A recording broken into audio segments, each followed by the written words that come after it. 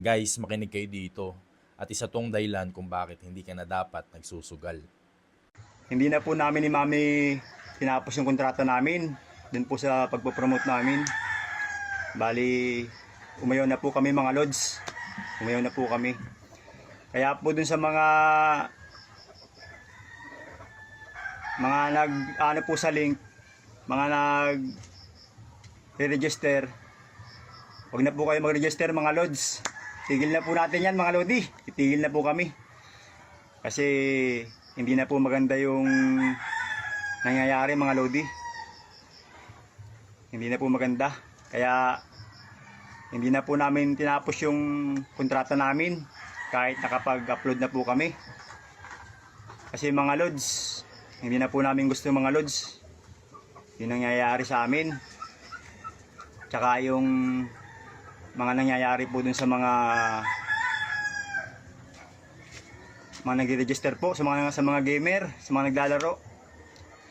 Kasi po mga lodi, yung pong pinopromote po namin mga lods, sa totoo lang po legit po siya sa legit.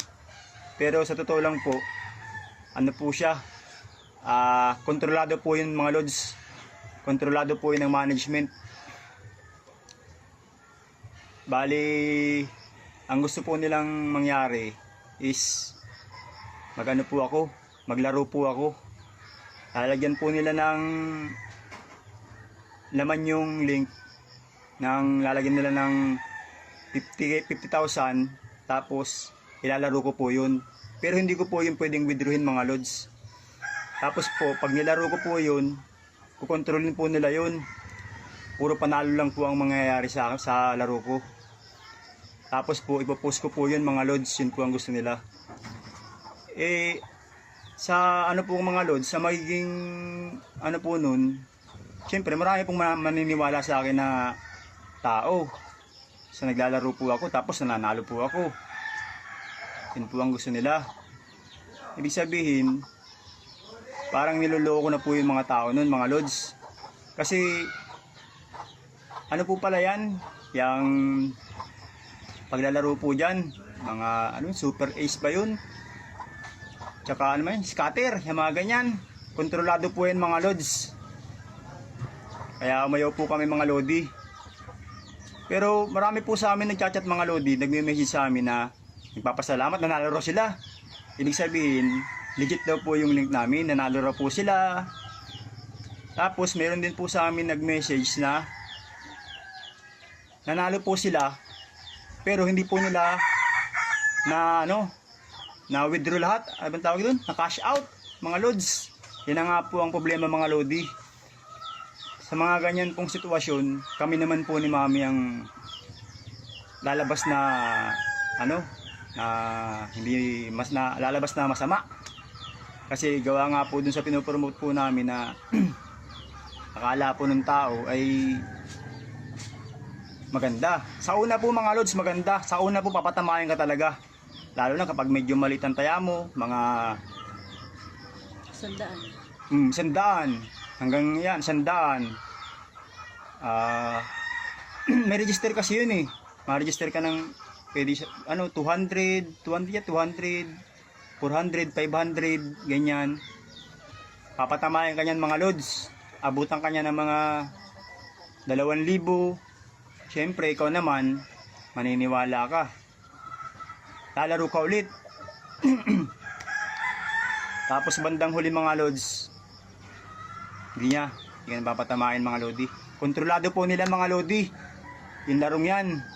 Kaya ako po, na-experience ko po dyan mga lods. Na-experience ko po kasi base po dun sa mga nagme-message po sa akin. Gaya po nakarami nag-message sa akin, Lods, bakit ganun yung link mo? Nanalo ako lodi. Malaki yung pinanalunan niya mga lods. Nasa 20. Kulang 20. Tapos ang na-cash out niya mga lods is 5,000. May tira pa siyang nasa 15. Yan, nasa 15 o kulang 15 mil yung tira niya. Ngayon, hindi niya mga lods ma-cash out. Yung ginawa niya, inilaro niya ulit. Tapos natalo siya mga lods. Tapos nag-cash in ulit siya. Talo na naman. Yan ang sinasabi ko mga Lodi. Ngayon, kami naman po ang nagiging masama sa tingin ng ibang tao, gawa po sa nangyayaring ganun. Ayaw po namin yun mga Lods. Kaya hindi na po kami magpo-promote mga Lodi. Hindi na. Okay na sa amin yung ganito mga Lods. Talagang magtsatsaga na lang. Tsaga, tsaka tiis. Kasi hindi po maganda yung na-experience po namin sa pagpo-promote mga Lods. Hindi po siya maganda. Kontrolado po talaga ng management. Yan mga Lods. Maraming salamat mga Lods. Grabe mga Lodi. Ibang experience yung naranasan namin ni Mami. Oo, maganda para sa amin. Pero para sa ibang tao, hindi po. Totoo po yan. Wala pong mangyayaring maganda. Sa una, papadamahin.